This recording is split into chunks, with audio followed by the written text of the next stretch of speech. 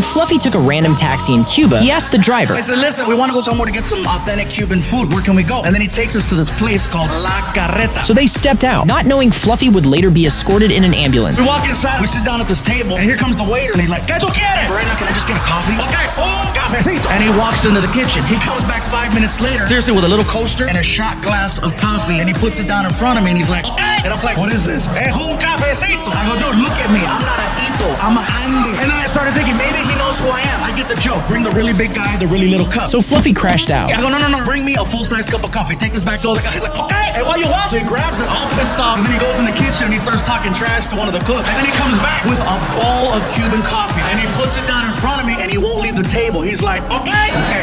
Oh, I get it. He wants me to make sure this is what I want, right? So I pick up the bowl and I take a little sip of it. And when the coffee hit my tongue, I was like, oh my God, this is the most concentrated coffee I've ever had. It was really, really strong. And then it clicked. That's why they bring you a little shot glass of this stuff. So now I don't want to look stupid, so I picked it up to my face again and I drank the whole thing. I knew I messed up because the waiter looked at me. He's like, vaya con Dios. He goes back in the kitchen. He's like, no,